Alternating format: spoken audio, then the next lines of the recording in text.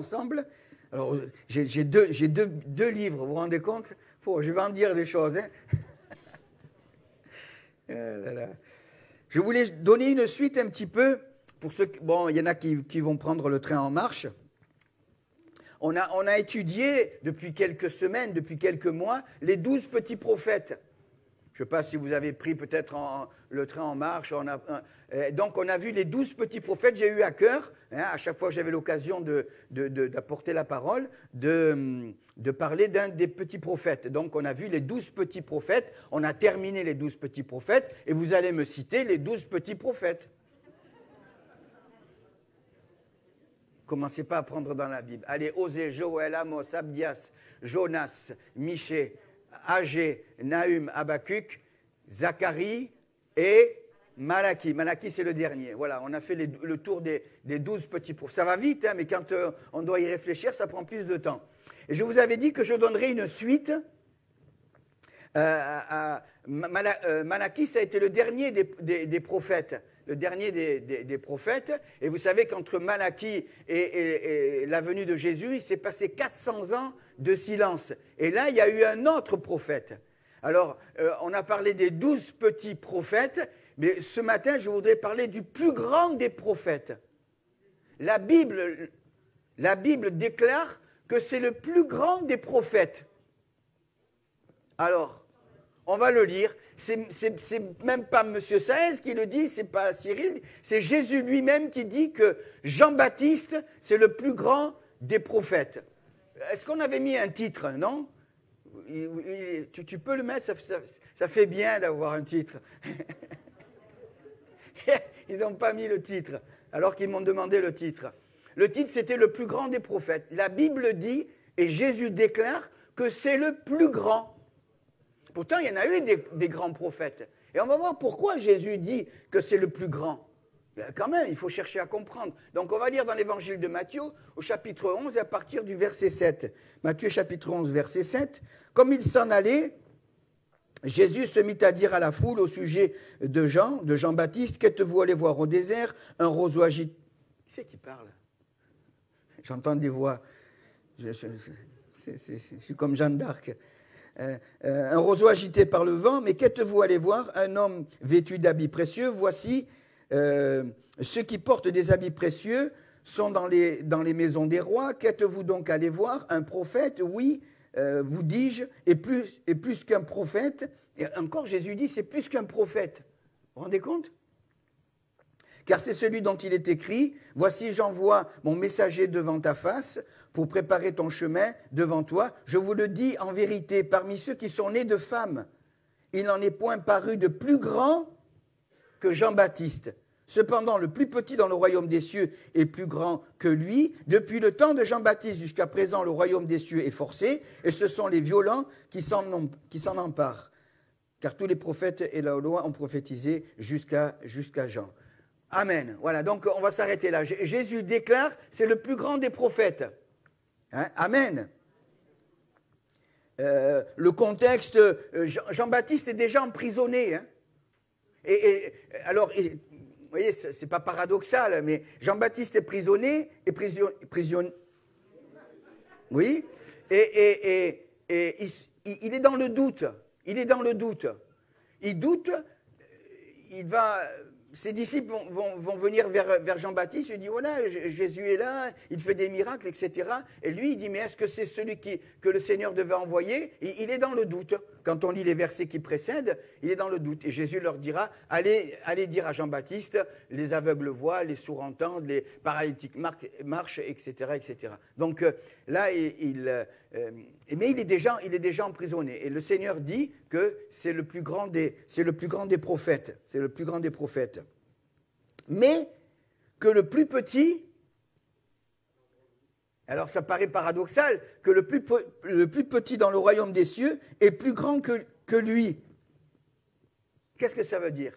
Alors, Jean-Baptiste, il est grand pourquoi? Alors, vous le savez, vous l'avez déjà entendu. Pourquoi il est déclaré comme étant le plus grand?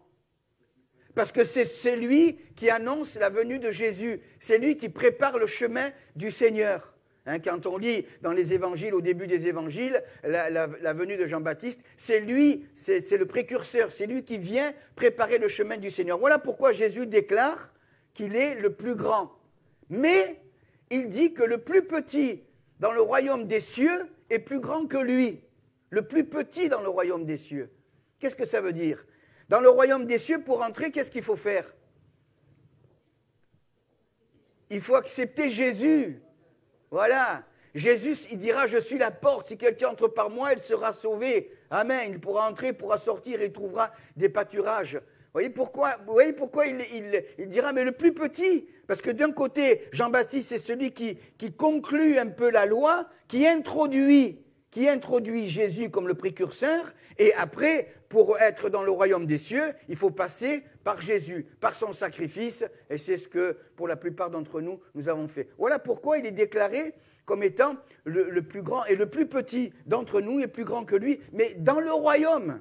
Dans le royaume. Et c'est vrai que Jean-Baptiste n'a pas fait, il a été déclaré grand, mais il a fait aucun miracle, Jean-Baptiste. Quand, si on le compare à Moïse, si on le compare à Élie, si on le compare aux prophètes, à Élisée, à même d'autres prophètes, ils ont fait à Josué avec les murailles, à arrêter le soleil, Moïse frapper la mer Rouge, ouvrir la mer Rouge, etc. Mais pourtant, hein, il est dit de Jean-Baptiste que c'est le plus grand. Pourquoi? Parce que ça a été celui qui est venu pour inaugurer, pour préparer le chemin du Seigneur. Et nous qui avons accepté Jésus, eh bien, dans le royaume, pas sur la terre, mais dans le royaume des cieux, il sera appelé aussi le plus grand. Et Jésus continue avec ce verset 12 aussi qui m'a interpellé concernant Jean-Baptiste. Et il dit, depuis le temps de Jean-Baptiste jusqu'à présent, le royaume des cieux est forcé. Le royaume des cieux est forcé, et ce sont les violents qui s'en emparent. Alors, quand il est question de forcer et de violence, il n'est pas question de faire du mal. Les violences, ce n'est pas dans ce sens-là. Mais par contre, le royaume des cieux est forcé, ça veut dire quoi? Ça veut dire que le Seigneur, et ça je ne l'ai jamais vu dans ce sens-là, ça veut dire que le Seigneur, quand il dit que le royaume des cieux est forcé, ça veut dire que Jésus met la barre haute. Le royaume des cieux est forcé. C'est-à-dire qu'il va falloir faire des efforts forcés. Amen. Et ce sont justement ceux qui vont se faire violence, qui vont entrer dans le royaume des cieux. Vous voyez? Je disais que Jésus met la barre, et ce qui m'interpelle, ce qui me fait de la peine, ce qui me fait saigner dans mon cœur, c'est que de plus en plus la barre, au lieu d'être haute, elle est de plus en plus basse.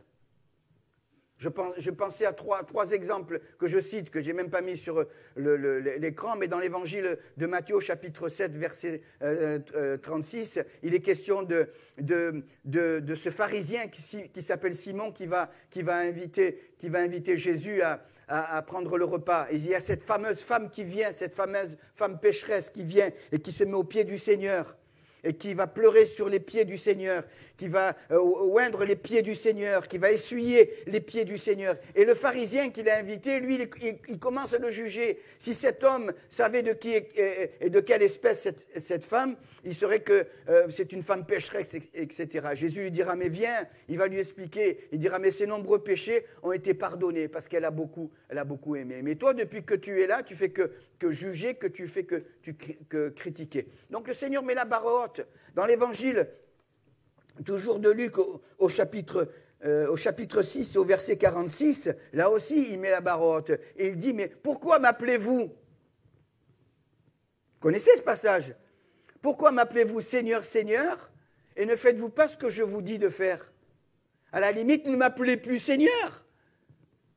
Mais vous m'appelez Seigneur et vous ne faites pas ce que je vous demande. Vous savez que c'est à partir de là qu'il va parler de cette parabole de celui qui va creuser profondément. Voilà, quiconque entend mes paroles et les met en pratique, il est semblable à un homme qui va creuser profondément. Donc il met la barre haute à chaque fois. Et puis, on l'a mis en chanson, cette parabole, le fou sur le sable a bâti sa maison, etc. Et puis il y a celui qui va creuser sans fondation, la tempête est venue, hein, le torrent est venu et il a balayé sa maison. Et Jésus dit, mais si tu veux entrer dans le royaume des cieux, il faut que tu sois comme ça. Hein. Il faut que tu creuses. Un chrétien, ce n'est pas quelqu'un qui est en surface, mais un chrétien, c'est quelqu'un qui creuse. Amen. Jusqu'à ce qu'il trouve le rocher. Qui c'est le rocher? Le rocher des siècles, c'est Jésus. Amen. Et puis l'autre, il va sans fondation. Maintenant, les maisons, elles n'ont pas de fondation. Hein, ils font une petite fondation et dès qu'il y a quelque chose, on le voit, tout est emporté. Et donc Jésus met la barre haute. J'avais relevé aussi ce passage dans Luc chapitre 8, verset 18. Il dit ceci, je vais le lire pour vous, Luc chapitre 8, tu l'as mis? Merci. Prenez donc garde à la manière dont vous écoutez, parce qu'on écoute, hein, car on donnera à celui qui a, mais à celui qui n'a pas, on ôtera même ce qu'il croit avoir. On écoute, hein, du 1er janvier au 31 décembre. On en écoute des prédications, hein. Dimanche prochain, je vous demande sur quoi j'ai prêché, j'espère que vous allez vous rappeler. Mais on en écoute. Hein. Le Seigneur dira, mais prenez donc garde à la manière dont vous écoutez, car on donnera à celui qui a. Et donc, il met tout le temps la barre haute. Je vais penser aussi à ce passage, je vous fais grâce de la lecture, c'est dans l'évangile de Matthieu, chapitre 23. Quand Jésus reprend Là, il n'y va pas avec le dos de la cuillère. Hein. Matthieu chapitre 23, c'est quand il reprend les hommes religieux, que Dieu nous garde de la tradition, de la religion. On peut tomber même dans la religion évangélique, pentecôtiste, que Dieu nous garde. Et Jésus va les reprendre. Allez, Matthieu 23. Ça vous dit qu'on le lise ? Je vais le lire pour vous. Juste, je vais morceler. Il dit ceci au verset 5. En parlant de ces religieux, ils font toutes leurs actions pour être vus des hommes. Ainsi, ils aiment les premières places, verset 6, dans les festins. Ils aiment être salués. Jésus dira, quiconque s'élèvera sera abaissé, verset 12, et quiconque s'abaissera sera élevé. Malheur à vous, scribes et pharisiens. Il dit au verset 23, oui, verset 23, malheur à vous, scribes et pharisiens, hypocrites, parce que vous payez la dîme de la menthe, de la nette et du cumin, et que vous laissez ce qui est plus important dans la loi, la justice, la miséricorde et la fidélité. Il dit ceci, conducteur aveugle, vous éliminez le moucheron et vous avalez le chameau. Vous savez ce que ça veut dire, ça, éliminer le moucheron? Ça veut dire qu'ils s'arrêtent sur le détail, et puis à côté de ça, ils acceptent des choses terribles, quoi. Hein, et que Dieu nous garde. Et donc, il met la barre haute. C'est ce qu'il veut dire quand il dit que le royaume des cieux est forcé, et ce sont les violents qui s'en emparent. Il faut se faire violence. Amen. Il faut se faire violence. Hein. Pourquoi? Parce que celle-là, pensez-vous un peu, voir que si vous êtes là. Celle-là, elle ne veut pas se faire violence. Hein? La chair. Je pensais à ce texte quand Jésus est dans le jardin de Gethsémane. À 3 reprises, il dira que cette coupe s'éloigne de moi. Et à 3 reprises, vous lirez ça dans Matthieu 26, verset 38 au verset 41. Quand même, à 3 reprises. D'abord, il dira que cette coupe s'éloigne de moi, non pas ce que je veux, mais ce que tu veux. Et à 3 reprises, il va vers les apôtres qui trouvent endormis. Dans un autre passage, il est question d'être endormi, même de tristesse. Et qu'est-ce que Jésus leur dit? Et là, il ne se faisait pas violence, là. Hein? Vous n'avez pas pu veiller 1 heure. Vous n'avez pas pu veiller 1 heure. Veillez et priez afin de ne pas tomber dans la tentation. L'esprit est bien disposé, mais celle-là, elle ne veut rien faire. Mais la chair est faible. Et on a besoin de veiller, mes frères et mes sœurs. Veiller et prier. Si je ne veille pas, si je ne prie pas, c'est clair, le texte est clair. Si je ne veille pas, si je ne prie pas, je tombe. Veiller et prier afin de ne pas tomber. C'est pas compliqué.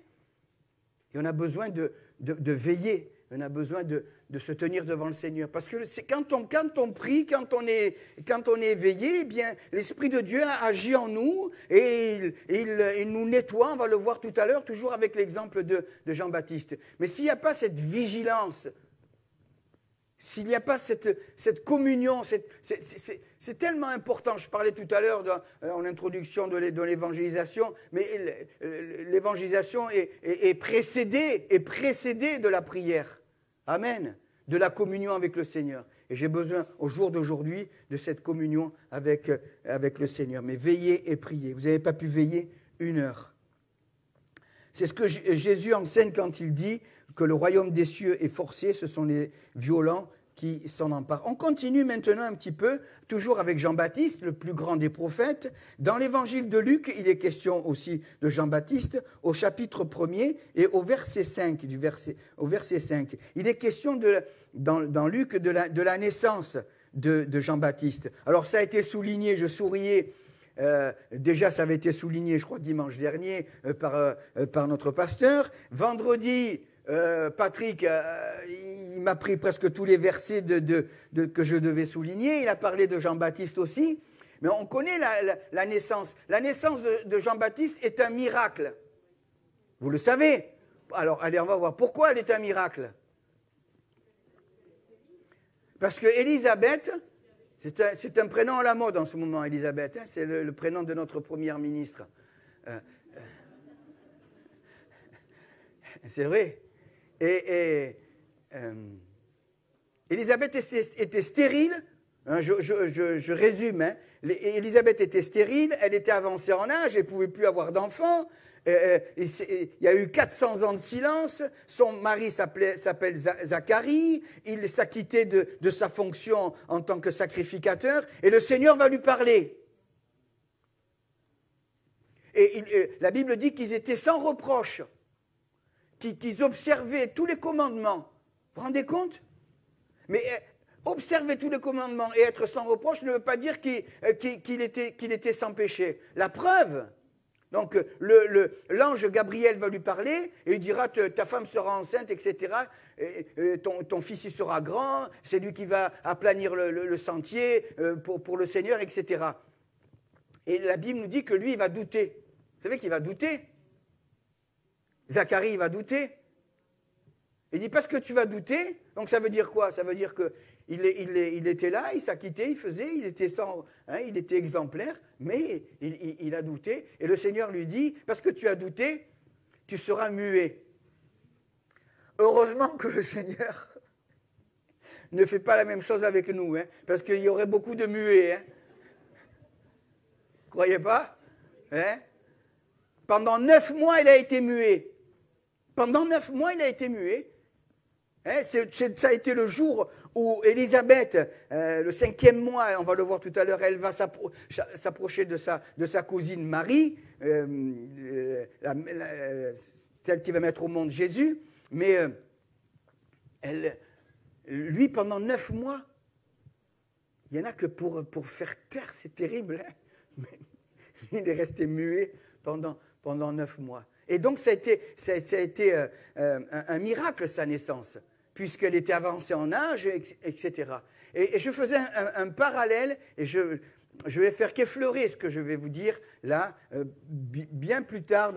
Ça fait presque 1 année que je réfléchis sur cette pensée-là, et je vais juste l'effleurer. Je disais que la naissance de Jean-Baptiste, qui est un miracle, on peut la comparer à notre nouvelle naissance qui est un miracle aussi. On est d'accord? On est d'accord? Notre nouvelle naissance, naître de nouveau. Je voulais juste ouvrir une parenthèse entre la conversion et la nouvelle naissance. Et ça me travaille depuis de longs mois. Conversion, nouvelle naissance. La conversion, c'est l'homme qui décide de suivre le Seigneur. Vous savez que se convertir, ça veut dire faire un demi-tour. C'est l'homme qui décide de suivre le Seigneur. Et la nouvelle naissance, c'est le Seigneur qui vient nous toucher. Et il y a une différence entre la conversion et la nouvelle naissance. Il y a une différence. Quelqu'un a dit que... alors j'en veux pour preuve, ça veut dire que normalement ça se fait dans la suite. Je me convertis, je décide de suivre le Seigneur, et là, par sa grâce, Dieu vient me toucher par son esprit. Normalement, c'est comme ça que ça se passe. Mais avec le recul, quelques années de ministère, je me suis rendu compte que des fois, il y a la conversion, mais que la nouvelle naissance, elle vient progressivement et peut-être des fois longtemps après. Peut-être que vous l'avez même entendu. Peut-être que vous l'avez même entendu. Je me suis converti, j'ai décidé de suivre le Seigneur, ça c'est ma part, mais je suis né de nouveau que des années après.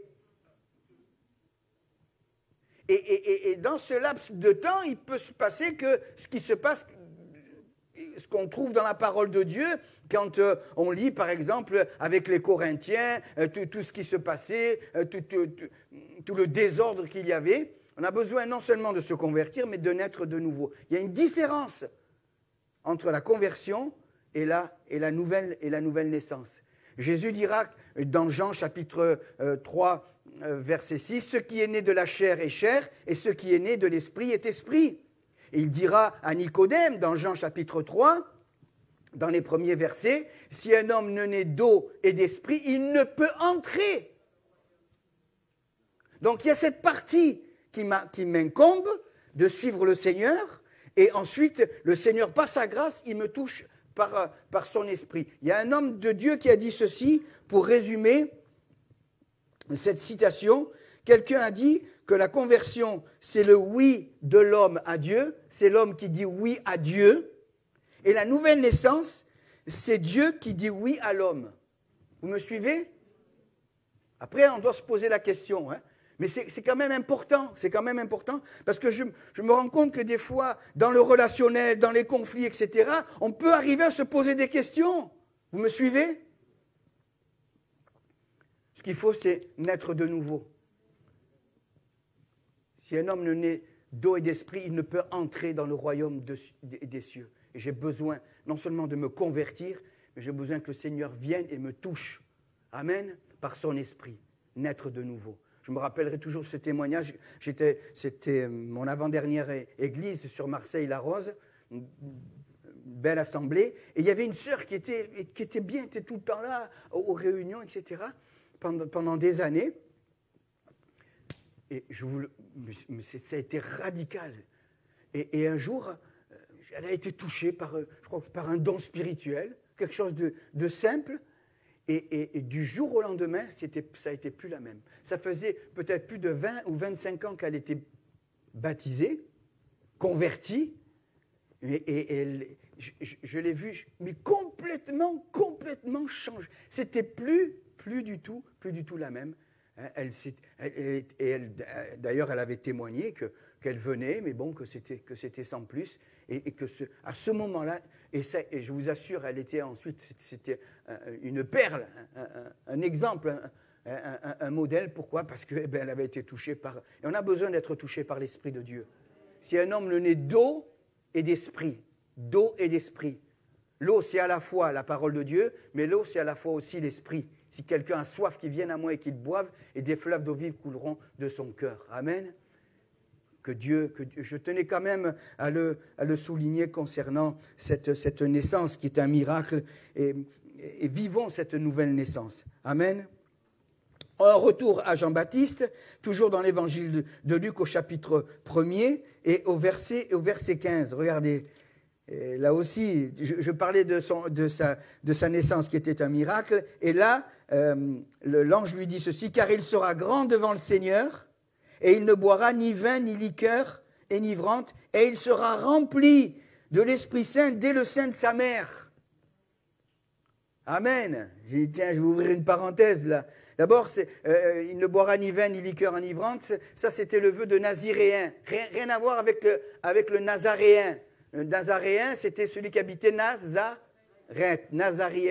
Naziréen, c'est celui qui faisait le vœu Justement, on a deux exemples types. C'est Samson qui était naziréen et Samuel qui était aussi naziréen. Et Samson, son vœu, c'était non seulement de ne pas boire des liqueurs, etc., mais c'est aussi, c'était pas moi, hein. Ses cheveux, hein. Et voilà, ils font le vœu, et pendant un temps, il y a une durée. Il ne boira ni vin, ni liqueur enivrante, et il sera rempli dès le sein de sa mère. Et quand on lit la suite, le temps me manque, hein, mais quand on lit la suite, je disais qu'au 5e mois, Élisabeth est venue voir Marie, et quand ils se sont rencontrés, l'enfant a tressailli, rempli du Saint-Esprit. Amen. Prions pour nos enfants pour qu'ils soient remplis du Saint-Esprit. Je ne sais pas s'il y a quelqu'un qui est enceinte, là. Pas une sœur enceinte, là? Non? Bon. Mais on le voit des fois, on l'entend dans certaines émissions. Il faut parler au bébé, il est dans le ventre, il entend, etc. Priez pour le bébé, qu'il soit rempli du Saint-Esprit. Amen. Que nos enfants soient remplis du Saint-Esprit. Il y a les colonies en ce moment, que les enfants soient remplis du Saint-Esprit, que nos familles soient remplies du Saint-Esprit. Amen. On va y revenir sur le Saint-Esprit. Mais là, il est question de l'enfant Jean-Baptiste. Dès le sein de sa mère, il a été rempli du Saint-Esprit. On comprend pourquoi Jésus dira dans Matthieu chapitre 11, comme on l'a lu tout à l'heure, qu'il dira c'est le plus grand, parce qu'il y a eu cette action de l'Esprit. C'est Paul qui dit dans Éphésiens 5, 18, on le connaît par cœur ce texte, « Ne vous enivrez pas de vin, naziréen, ne vous enivrez pas de vin, c'est de la débauche, soyez au contraire remplis du Saint-Esprit. » D'ailleurs, c'est ce ils ont taxé le jour de la Pentecôte, les hommes qui étaient remplis du Saint-Esprit, qu'est-ce qu'ils ont dit? Ils sont pleins de vin. Ils sont pleins de vin. Hein? Mais ne vous enivrez pas de vin. Un peu de vin, Salomon dira, allez, je vais vous faire sourire. Salomon dira, un peu de vin réjouit le cœur. Un peu. Parce que si tu en bois trop, après tu pars à... Hein? Un peu de vin réjouit le cœur. Et là, le vœu de Naziréen, il a été rempli du Saint-Esprit dès le sein de sa mère, que Dieu soit béni. Son ministère, Luc chapitre 3, ça aussi je veux le souligner, Luc chapitre 3, son ministère, verset 4. Regardez, on est toujours avec Jean-Baptiste, hein, le plus grand, puisqu'on est passé des plus petits, des plus petits aux plus grands. Chapitre 3, verset 4, il est dit ceci.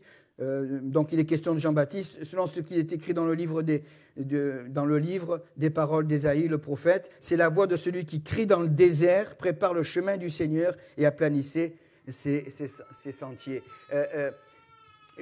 Son lieu de prédication, Jean-Baptiste, c'était où? C'était le désert.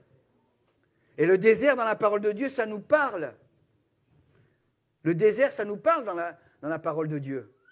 C'est dans le livre du prophète Osée, je vous donne la référence, Osée chapitre 2, verset 16, où le Seigneur dit, mais je vais l'attirer au désert pour lui parler. Jean-Baptiste était dans le désert, il n'était pas dans les villes. Il n'était pas dans les villes. Il s'est mis à part. Et ça m'a interpellé aussi, il s'est mis à part. Vous savez que le terme primaire de la sanctification, c'est se mettre à part. Le mot sanctifier veut dire se mettre à part. Et le chrétien, c'est celui qui se met à part. Amen. On est dans le monde, vous connaissez ces textes mieux que moi, on est dans le monde, mais on ne fait pas partie du monde. On est à part de tous ces propos qui peuvent se tenir, à part de toutes ces paroles qui peuvent se tenir, à part de toute cette mentalité qui peut y avoir. On est à part. Ce n'est pas parce qu'on est meilleur, mais c'est parce que Dieu nous a touchés par sa grâce. Amen. On est sanctifié. La Bible dit que, et vous connaissez, recherchez la paix et la sanctification, sans laquelle nul ne verra le Seigneur. Il faut savoir se mettre à part. Là, ce matin, vous êtes des privilégiés, comme moi, parce qu'on est à part. On s'est coupé. En plus, on est bien, dites. Hein? Ouais. Peut-être qu'à la maison, on n'a pas la clim, mais là, hein? On est à part.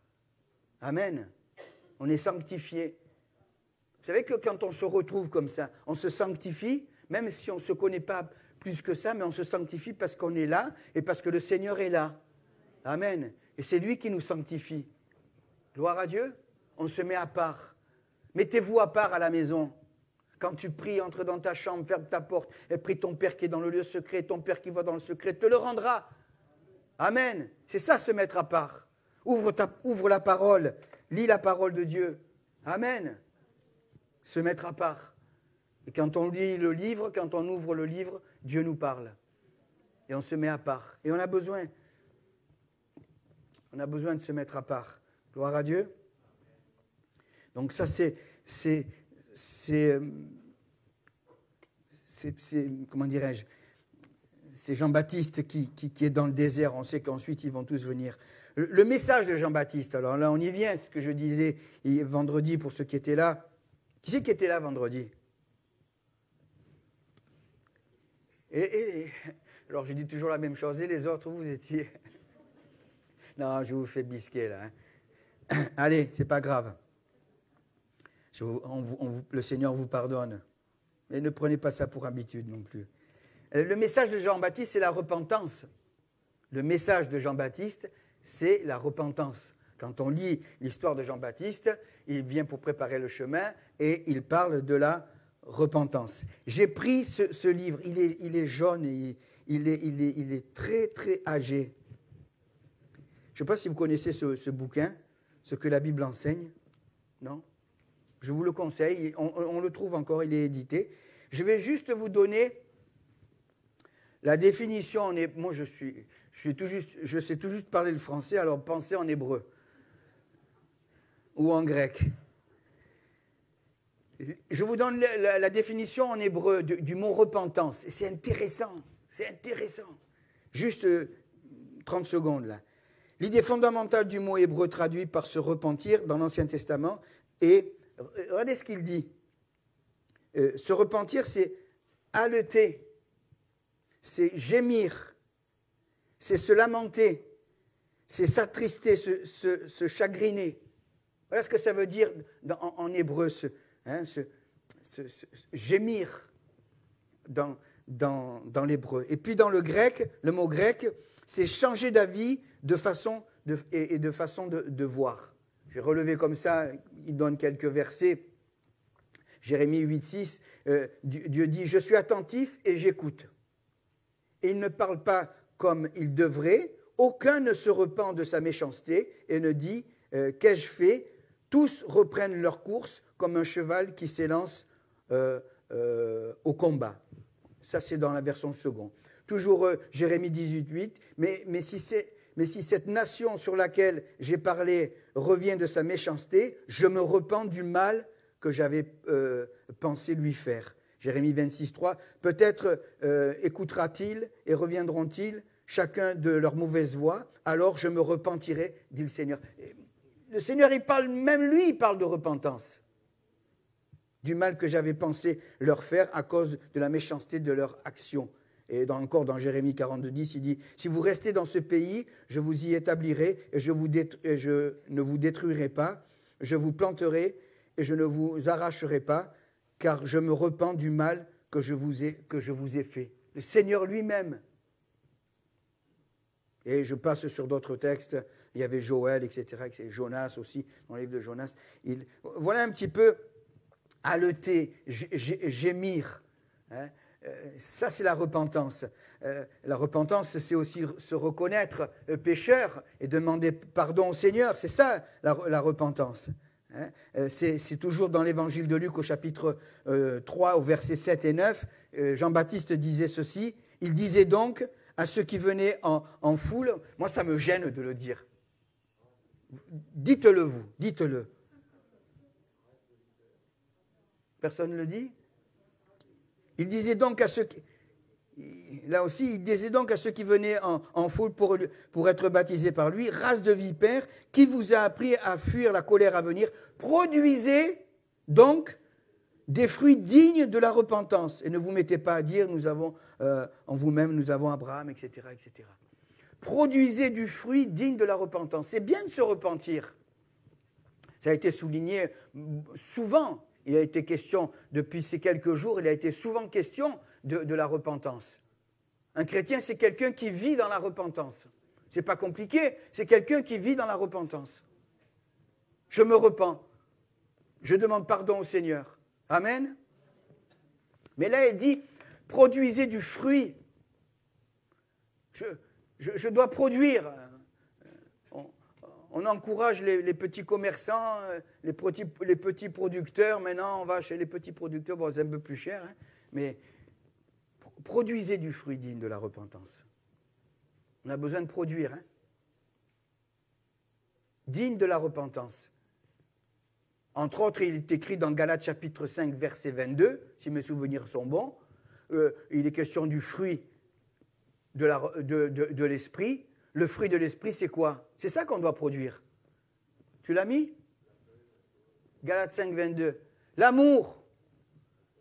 Le fruit de l'esprit, c'est quoi? Allez, dites-le avec moi. Non, pas la joie, l'amour d'abord. La joie, la paix, la patience. C'est ça, produire du fruit digne de la repentance. Hein? La patience. Mon Seigneur, la bonté, la bénignité, la fidélité, la douceur, la tempérance, etc. La maîtrise de soi. Et quand Jean-Baptiste dit « produisez du fruit digne de la repentance », c'est ça. Amen. Hein, que Dieu nous aide, mes frères et mes sœurs, à produire ce fruit de la repentance. Je vis dans la repentance. Je porte du fruit. C'est dans Jean chapitre 15 qu'il est question de... Jésus dit, je suis le vrai cep et mon Père est le vigneron et vous êtes les serments. Et tout serment qui ne porte pas de fruit sera coupé, jeté. Mais tout serment qui porte du fruit, il émonde pour qu'il porte encore beaucoup plus de fruits.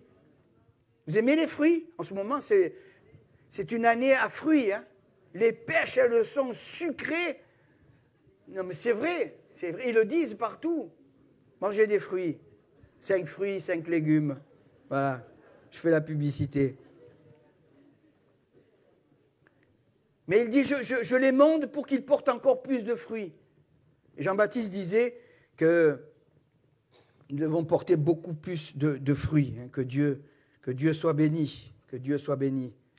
Jean chapitre 1er, verset 32, là on va s'y arrêter aussi. Jean chapitre 1er, verset 32, Jean-Baptiste témoigne.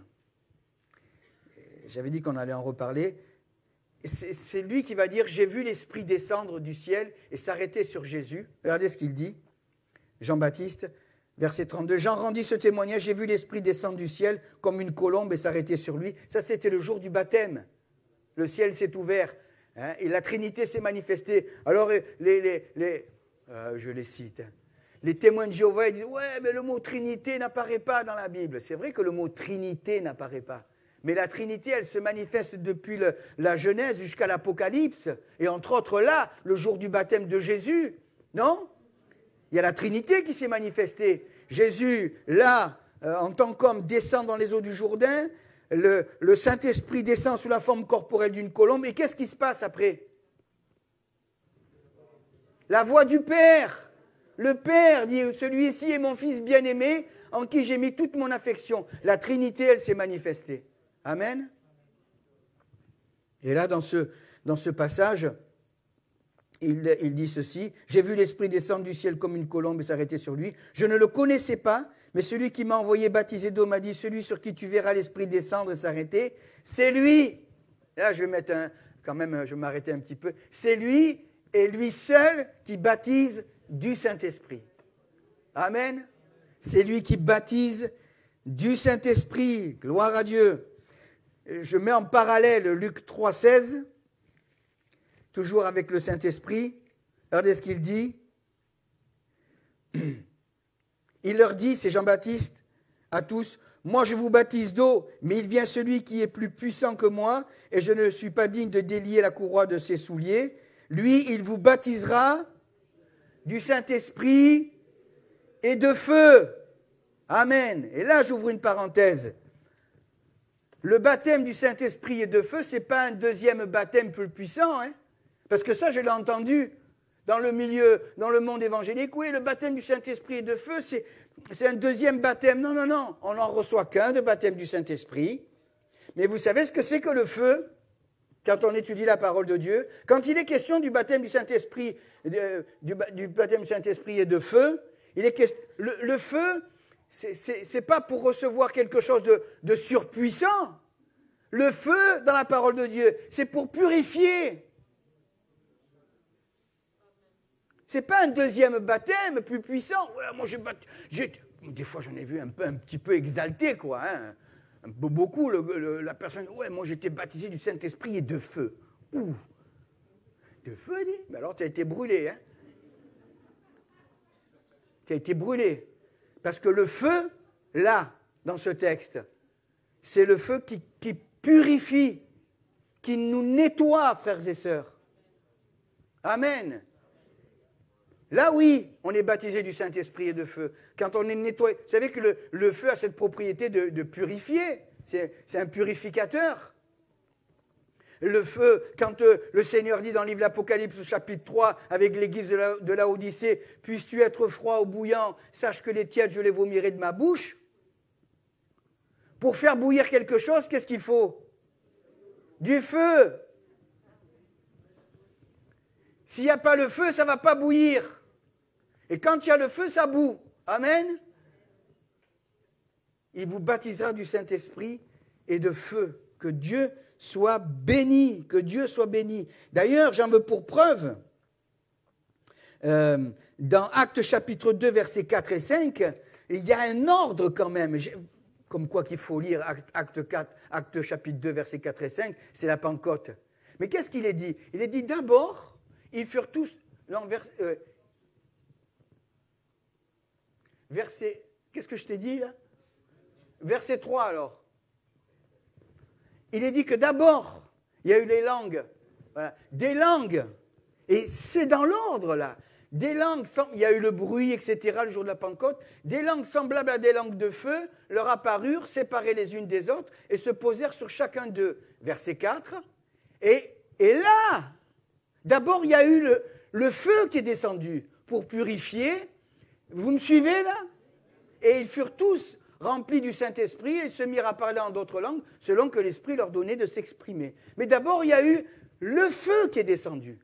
Le feu qui a purifié. Et ensuite, ils se sont mis à parler en d'autres langues selon que l'Esprit leur donnait de s'exprimer. Amen. Un chrétien, c'est quelqu'un qui a le feu. Alors c'est vrai qu'on est mal placé en ce moment avec la Vendée, tous les incendies qu'il y a eu là sur Martigues, etc. Mais spirituellement, un chrétien, c'est quelqu'un qui a le feu. Amen. Vous avez vu quand ça brûle? On voit dans les journaux télévisés, ça se voit. Et un chrétien qui brûle pour le Seigneur, ça se voit. Spirituellement. Ce n'est pas une mèche qui fume. Et encore, le Seigneur est bon, il a dit, j'éteindrai pas le lumignon qui fume. Mais il ne faut pas se contenter que de la fumée. Hein. Il faut brûler. Amen. Il faut brûler pour le Seigneur. Proverbe 26, 20. Faute de bois, le feu s'éteint. Si tu n'alimentes pas la cheminée, Marcel, ça ne chauffe pas. Hein? Après, ça noircit les plafonds, il faut repeindre.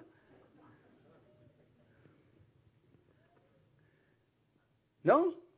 Faute de bois, le feu s'éteint. On a besoin d'alimenter pour avoir le feu. Amen.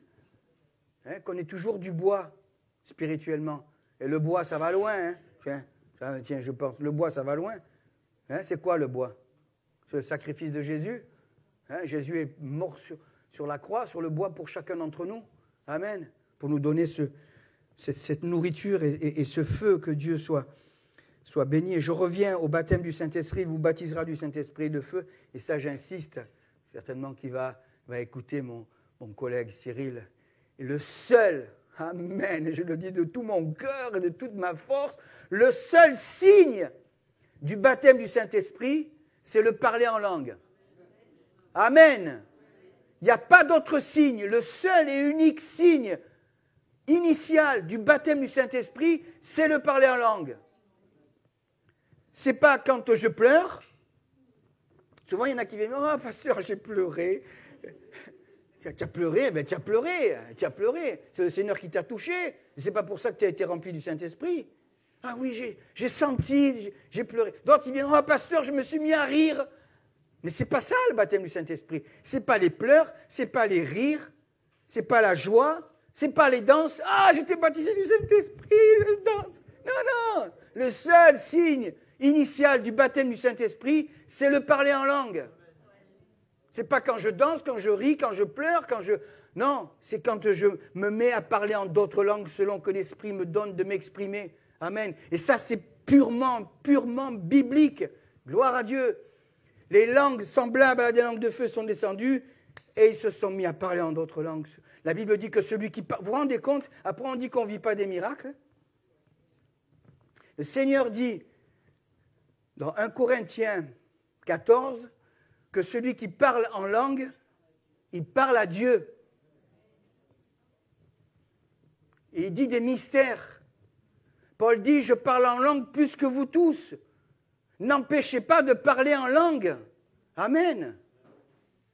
Hein, Dieu nous offre ce cadeau, cette dimension. Et combien de fois je l'ai expérimenté quand ça ne va pas. Il y a des moments où ça ne va pas, hein, même chez les pasteurs. Hein. Et on est dans l'épreuve, etc. Mais quand le Saint-Esprit est là et qui me renouvelle, mais c'est de la dynamite. Et quand le Seigneur dit vous recevrez une puissance Saint-Esprit, et dans le grec, c'est vous recevrez de la dynamite. Amen. Vous avez vu les feux d'artifice? C'est de la dynamite qu'on reçoit. Que Dieu soit béni. Et je termine. Voilà, je termine. Impeccable. Dans les temps. Jean chapitre 3. Après, on va chanter Anne-Marie. Jean chapitre 3, il y a cette parole de Jean. Jean chapitre 3, versets 29 et 30. Toujours Jean-Baptiste, hein? Et il y aurait tellement de choses à dire encore de Jean-Baptiste. Celui à qui appartient l'épouse, c'est l'époux, mais l'ami de l'époux qui se tient là et qui l'entend éprouve une grande joie à cause de la voix de l'époux. Aussi cette joie qui est la mienne est parfaite, dit Jean-Baptiste. Et c'est ce verset 30, qui des fois est tronqué. Moi, ça me fait dresser les cheveux sur la tête. Il faut qu'il croisse et que je diminue. Il faut qu'il croisse et que je diminue. Et pas le contraire. Pas il faut que je diminue pour qu'il croisse. Parce que si je dis il faut que je diminue pour qu'il croisse, c'est je. Et quand c'est je, c'est 0. Plus 0 égale... Hein? C'est pas ça. C'est pas il faut que je diminue pour qu'il croisse. C'est il faut qu'il croisse. Qu'il faut qu'il grandisse en moi pour que moi, je diminue. Et ça me parle. Ça a été souligné aussi par notre frère vendredi. C'est bien. Je pense que de temps en temps, on est un peu dans le coup, dans l'esprit. Hein? Ça nous parle de l'humilité. Il faut qu'il croisse. Il faut qu'il grandisse. Quelle taille a le Seigneur dans votre vie? Des fois, elle n'est pas grande, la taille, hein, soyons honnêtes.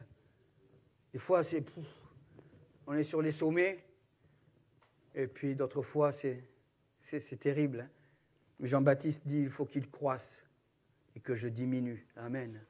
Au plus je vais diminuer, au plus le Seigneur va grandir en moi. Amen. Il faut qu'il croisse et que je diminue. Ça me parle de l'humilité. Philippiens chapitre 2, là j'ai mis comme ça, juste pour terminer. Vous savez, c'est une loi chez le chrétien, l'humilité. S'il n'y a pas cette humilité, il n'y a rien du tout. Philippiens, Patrick, chapitre 2, verset 3. Merci. Ne faites rien. Pour une fois, je souris tout le temps. J'étais dans mon bureau et je riais tout seul. Pour une fois que le Seigneur nous dit de ne rien faire, ne faites rien. C'est pas mal, non? Ne faites rien. Ne faites rien par esprit de parti ou par vaine gloire, mais que l'humilité vous fasse regarder les autres comme étant au-dessus de vous-même. Oh, quand même, pasteur! Vous vous rendez compte, lui, mais il faut que je le regarde plus haut que moi. Pourtant, moi, j'ai ceci, j'ai des bagages, j'ai ceci. J'ai bac plus... que l'humilité nous fasse regarder les autres comme étant au-dessus. Et là, on sera employé par Dieu. Là, on sera utilisé par Dieu. Que Dieu nous garde dans l'humilité. Pour moi, j'en ai fait une règle. Garde-moi, Seigneur. Vous savez, un peu de succès, savoir un peu préchoter, et puis c'est bon. Non, non, non. Garde-moi, Seigneur, dans l'humilité. Un autre texte, Colossiens. Non, Éphésiens, pardon, d'abord. Éphésiens 4, 1. C'est ça? Voilà. Je vous exhorte donc, moi, le prisonnier dans le Seigneur, à marcher d'une manière digne de la vocation qui vous a été adressée, en toute humilité et douceur. Je souris. En toute humilité et douceur, avec patience, vous supportant les uns les autres, avec charité, avec amour. Vous efforçant de conserver l'unité de l'esprit, etc. L'humilité. Amen. Colossiens, un autre texte. Colossiens 3, 12. Et là, c'est important, ça. Ainsi donc, qui c'est les élus? Levez la main, les élus. Ainsi donc, comme des élus de Dieu, saints et bien-aimés, revêtez-vous d'entrailles de miséricorde, de bonté et d'humilité. Amen. De douceur et de patience. Moi, il me faut de la douceur, je manque toujours de douceur. Des fois, les frères me disent, mais arrête, tu es en train de nous, les sœurs là-bas. Ah non, Seigneur, donne-moi de la douceur. En tout cas, qu'il nous garde dans l'humilité. Hein? Amen. Proverbe 15, 33, ça a été cité vendredi. Il m'a pris tous les versets. Proverbe 15, 33. La crainte de l'Éternel enseigne la sagesse et l'humilité précède la gloire. Proverbe 18, 12, je termine. Hein? Avant la ruine, le cœur de l'homme s'élève. Mais l'humilité précède la gloire. 1 Pierre 3, 8, tu peux venir, Anne-Marie. 1 Pierre 3, 8. Que le Seigneur nous... J'ai souligné quelques aspects de la vie de Jean-Baptiste. 1 Pierre 3, 8. Enfin, soyez tous animés des mêmes pensées et des mêmes sentiments, pleins d'amour fraternel, de compassion et d'humilité. Amen. C'est important, un jour aussi on parlera, certainement que notre pasteur parlera aussi, mais de la communion, de l'amour fraternel, de compassion et d'humilité. Frères et sœurs, il faut qu'il y ait cette humilité. Je pensais à ce chant ce matin. D'habitude, j'écoute les infos le matin, et là, le Seigneur il m'a parlé, il m'a dit, non, tu ne vas pas écouter les infos, tu vas écouter ce chant qu'on va chanter. Je dis, oui, patron. On va se lever, on termine avec ce chant. En toi, Oui, je le prends là, parce que là, je ne vois rien. Tu m'aides? En toi, les humbles sont bénis. En toi, les faibles sont affermis. Les cœurs brisés, tu rétablis. Donnant la vie, cet amour qui peut libérer, cet amour qui peut restaurer, nous appelle par notre nom. Tu nous appelles par notre nom. Ce Dieu qui créa tout l'univers, ce Dieu qui veut mourir au calvaire, nous appelle par notre nom. Tu nous appelles par notre nom. À ceux qui doutent dans la foi, aux chancelants, tu tends les bras, tu les appelles de ta voix. Venez à moi, cet amour qui peut libérer, cet amour qui peut restaurer, nous appelle par notre nom. Tu nous appelles par notre nom.